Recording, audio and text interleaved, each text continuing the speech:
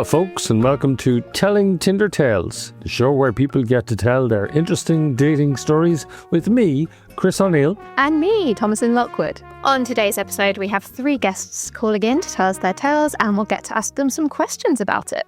So Thomasin, who's calling in today? We have KC from Nottingham.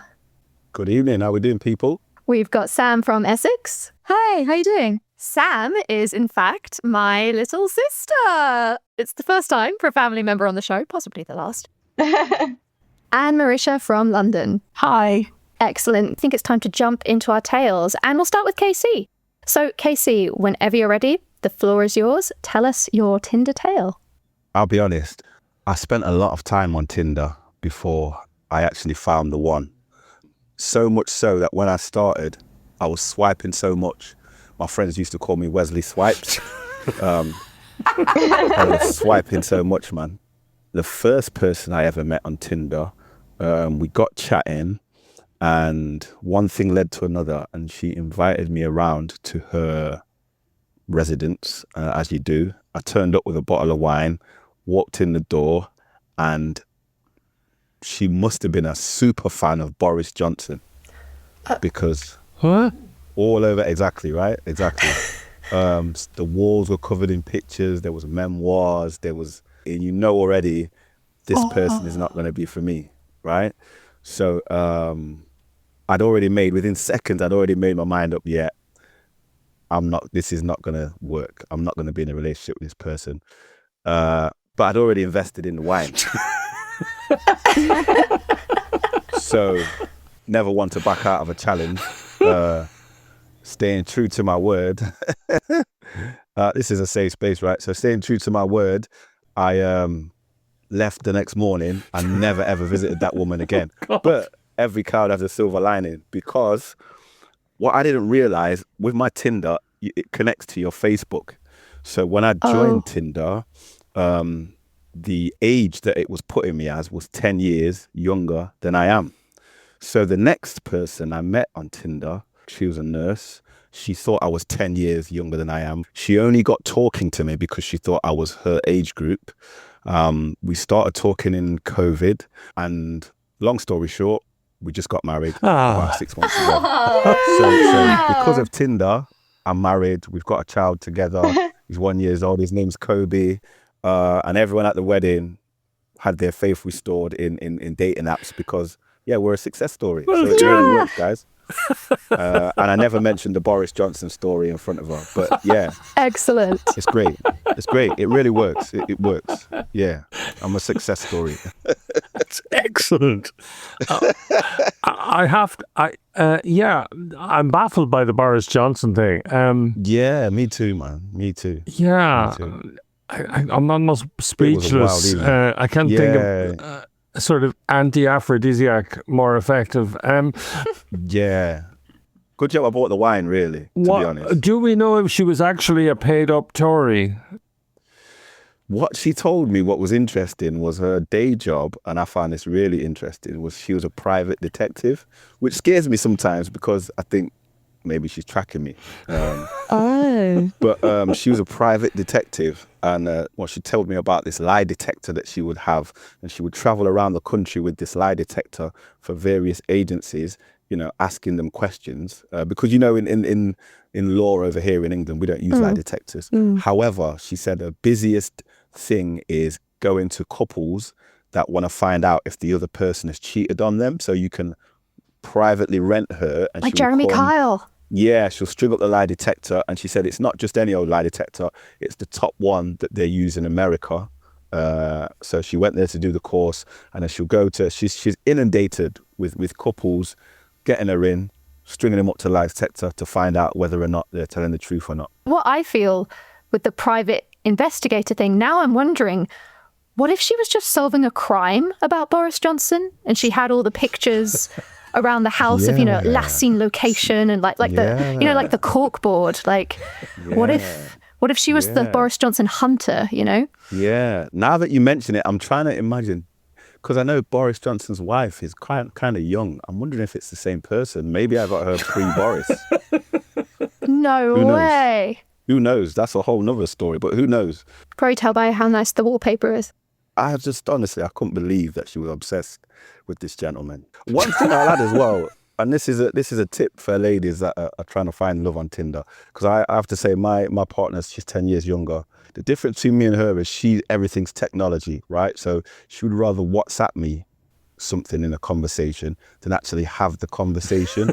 And I'd also noticed that in her description, there's descriptions on Tinder, she didn't write anything. It was just the picture and nothing. No, I like to go to the country parks. I like books. And so I thought that was pretty cocky of her not to write anything. And I do say to her now, that's why you don't do anything around the house. You never wrote anything.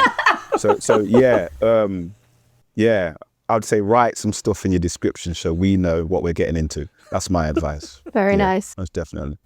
Sam, did you have any questions for Casey? The Boris Johnson, that could have been like the investigating when he was caught dancing in the garden, and COVID when he was drinking beer. So maybe there was a picture of him drinking beer. I don't know. Yeah. She really championed this guy as one of the top people in the world, and it fascinated me. Do you want to try doing a random rap of your MC top line of Boris Johnson, babe, or whatever? What would the title be? Forget Chuck Norris. It's time for Boris. This has got legs. So, Sam, have you a story to tell us? I do have a story. I've never actually been on a dating app. But back in my day, I used to just meet guys like in the club, or back in the day, like Facebook, people would just add you and be like, "Hey, like, you want to meet up?" So yeah, and I'd be like, maybe. So yeah, this guy, I was chatting to him for like 2 weeks on Facebook, and he was like, "Should we go on a date?" And I was like, "Yeah, sure."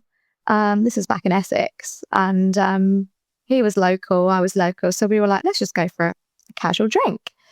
And, we'd only been speaking for 2 weeks. So we kind of knew a little bit about each other, but we were just like happy to meet up in person and kind of see what the crack was. Anyway, so he was like, okay, so why don't I pick you up?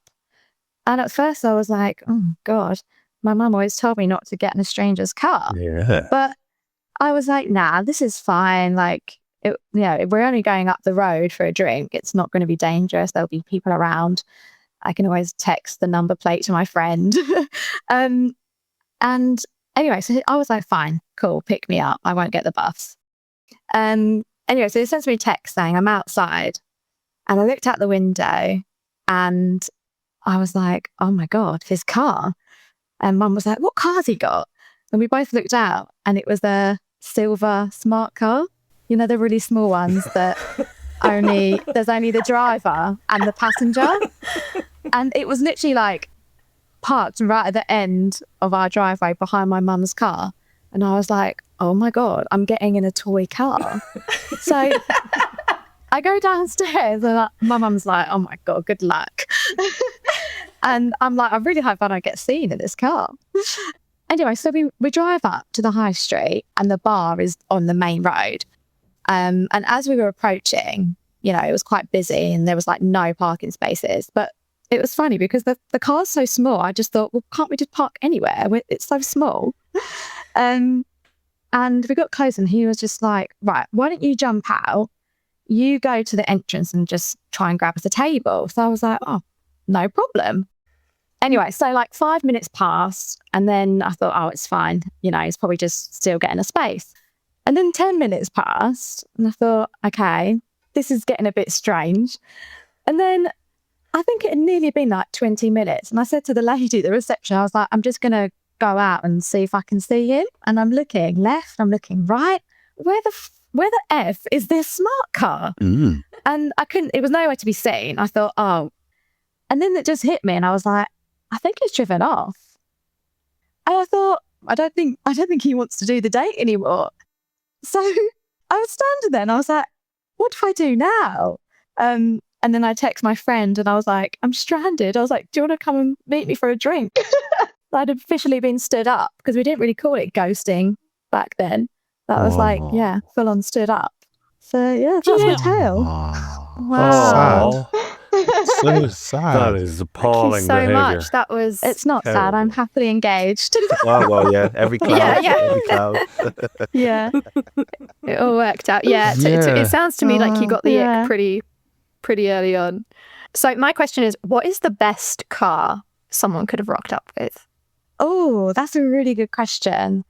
I feel like you can't go wrong with like a convertible. Like, I just think that's just iconic. Like, you'd feel like, I don't know, like Barbie or something. But yeah, I don't know. I'm not a car person. Like, I remember like our mum bought, like, she rented a Porsche for her like 40th birthday or something. Oh yeah, she And did. she like picked me up from school. And I was like, Mum, what the hell are you doing? And she was like, oh, I've just rented this Porsche for the day. Why not? I mean, she's into cars, so I understand. But yeah, in terms of dates, I don't know. It doesn't bother me. I live in London, so I get the bus, I get the tube. Like, that's what I'm used to. So you went for a drink afterwards with your friend, right? I did. Did this make you very suspicious of every date that drove you anywhere? Yeah. Well, do you know what? We went through all the scenarios. We were like, maybe his nan died. We were like, oh my. And then we were like, maybe he wet himself or something. Do you know what I mean? Like, there was obviously some weird excuse. Yeah. And then I think we came to the conclusion, we thought maybe he saw like an ex or someone he didn't want to see. And that made him think, oh no, I can't be seen going on another date or something like that. But yeah, we were going through all of the scenarios for like why he dodged it. But yeah, it didn't really put me off dating as such. I feel like it's all just fun and games back then. Did you text him afterwards or while you were waiting for him? No, I was just like, if you're going to drive off, it's just not even worth my breath. And I thought if something had happened, if his nan did die, then he would have just texted me. Do you know what I mean? There was no valid excuse. So I was just like, oh, whatever.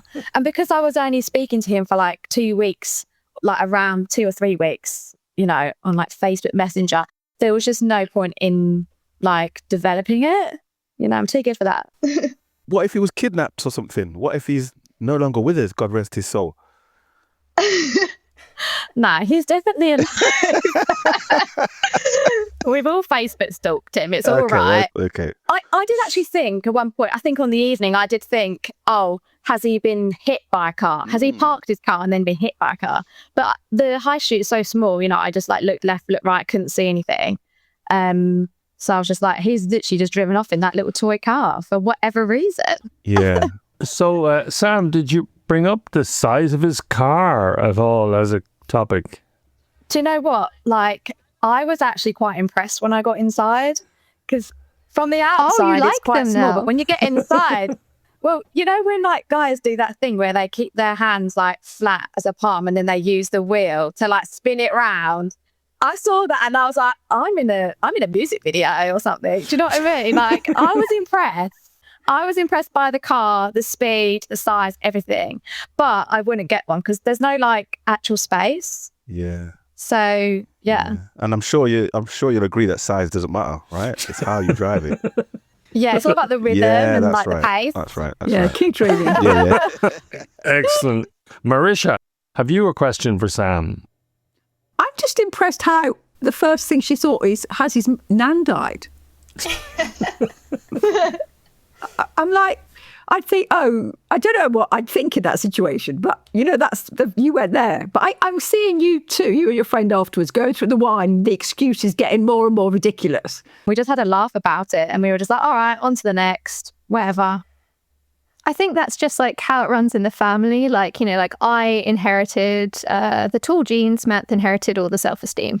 I have to say though, I feel like it's a red flag in itself just from being, connected via Facebook. Like, I don't know if maybe I am showing my age here, but I know for any of our younger listeners if I can explain the Wild West of relationships on Facebook. Do you remember the statuses you could have? Do you remember you could actively choose the status, it's complicated? Yeah, and Yes. and I have to say I miss the old poke button. I don't know when that got left. Oh, classic. Sneaky little poke. Yeah. That's without saying anything, but we all knew what it meant. Yeah. Yeah. Oh, simpler time. I think, Casey, your understanding of the poke button's different from mine. Maybe. To be honest, I've never been on the receiving end, I have to admit. So, you know. You have to remember that historically, Facebook was developed by men leching on women. That was the original use case. Yeah. So, Yeah. you know, That's how most not things on the surprising. internet start. Yeah. Yeah, I get that vibe.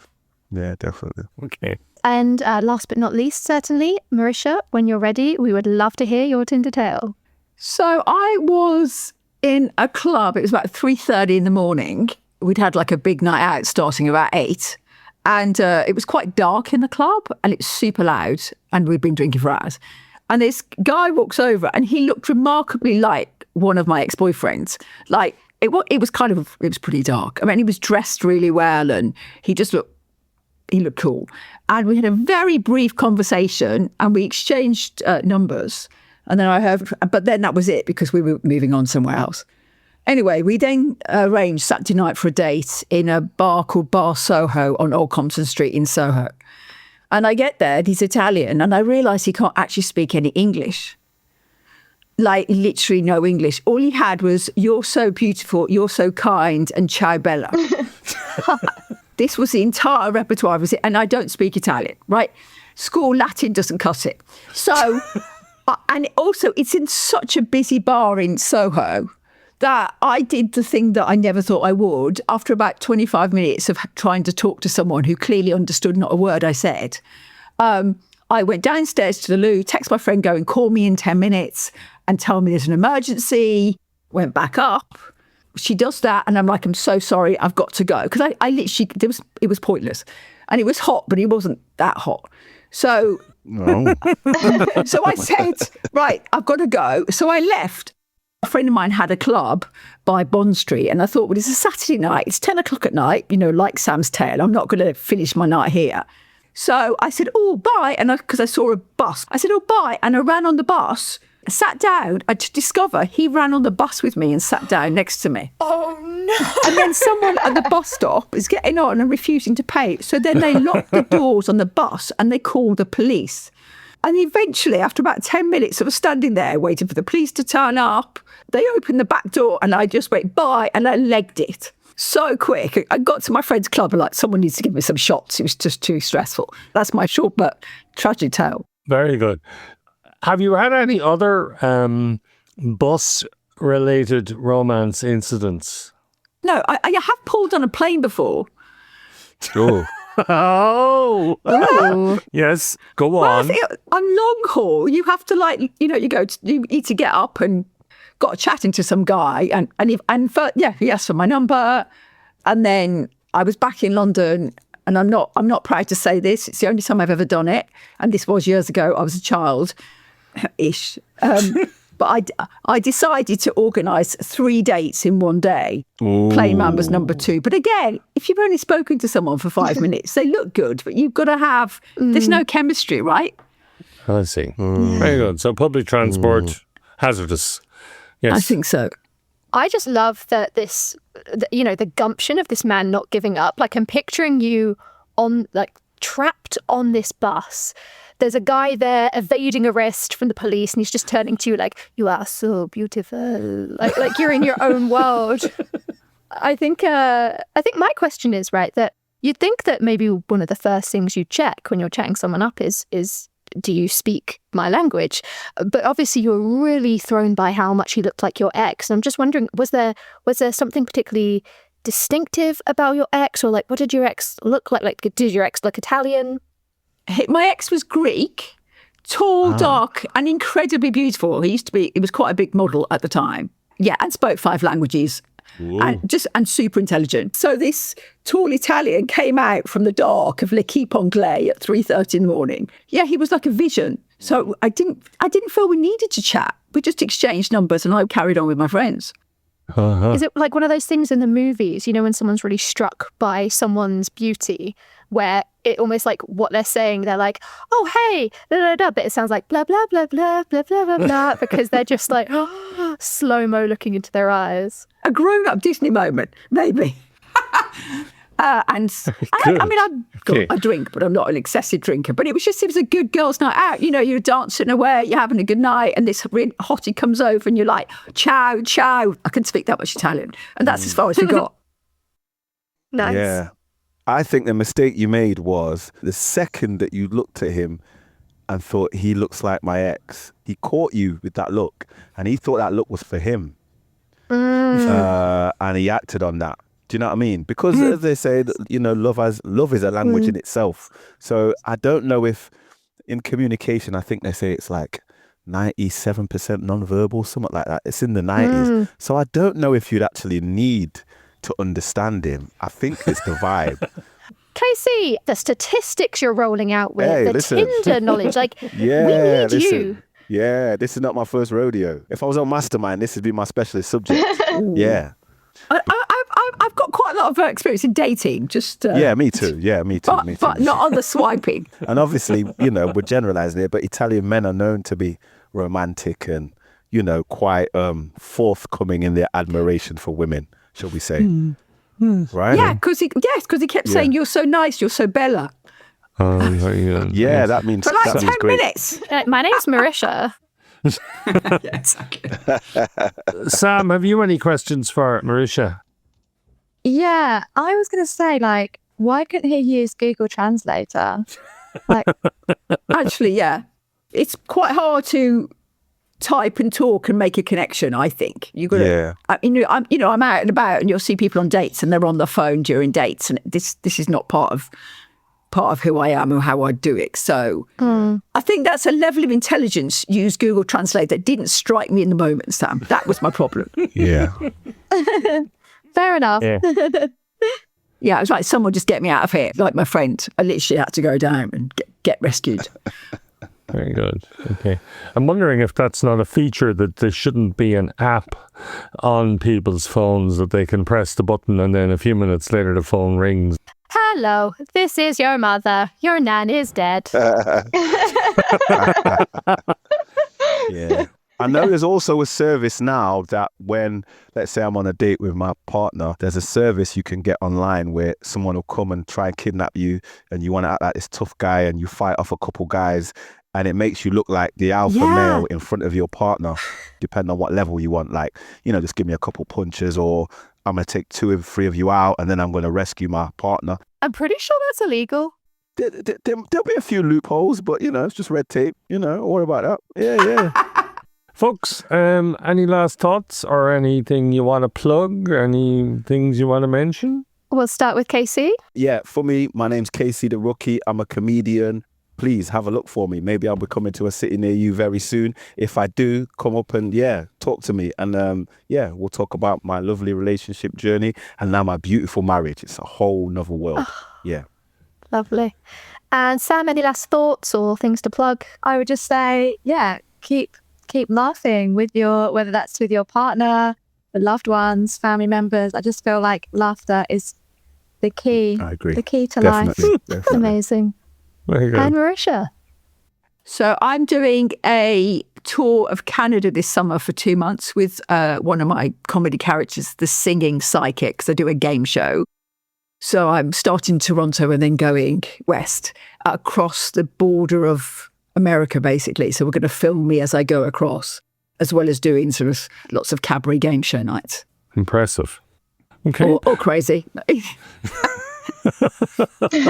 Please do give us a follow and a review for an up-and-coming podcast. It really means a lot. If you're giving us a 5-star, KC will write you a rap. If you give us 1 star, I'll send you a picture of Boris Johnson. Right. Good. Keep an eye out, please, for the live show, which is all over the shop, really. Derby, Shrewsbury, Buxton and Edinburgh. Thank you all for being wonderful guests and telling great stories. And goodbye from me. Would everyone like to say goodbye? Thanks, guys. Bye. Bye. Bye. And thank you very much.